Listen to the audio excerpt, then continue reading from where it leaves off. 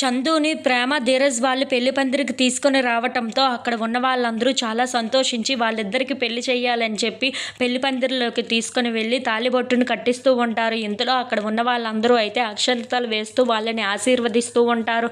అది చూసి రామరాజు, వేదవతి వాళ్ళు అయితే చాలా సంతోషిస్తూ ఉంటారు.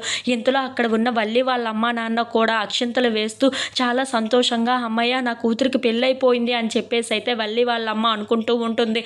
ఇంతలో అక్కడ ఉన్న ప్రేమ, ధీరజ్ వాళ్ళు మాత్రం ఎలాగైతేనేమి ఈ పెళ్లి చేయగలిగాము అంతే చాలు అని చెప్పేసి అయితే ఒకరినొకరు చూసుకుంటూ చాలా సంతోషిస్తూ ఉంటారు.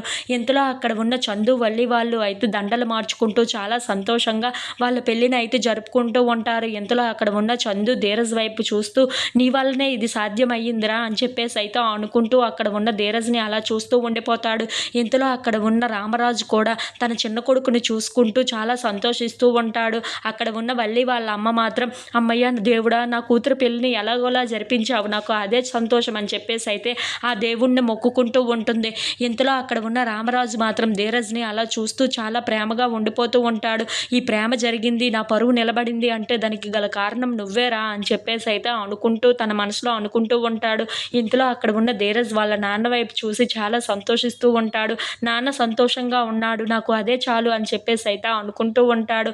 ఇంతలో అక్కడ ఉన్న వల్లి, చందు వాళ్ళ పెళ్లి జరగడంతో ఇంట్లో ఉన్న వాళ్ళందరూ అయితే చాలా సంతోషిస్తూ వాళ్ళిద్దరిని ఆశీర్వదిస్తూ ఉంటారు. If you like this video please like, share and subscribe friends.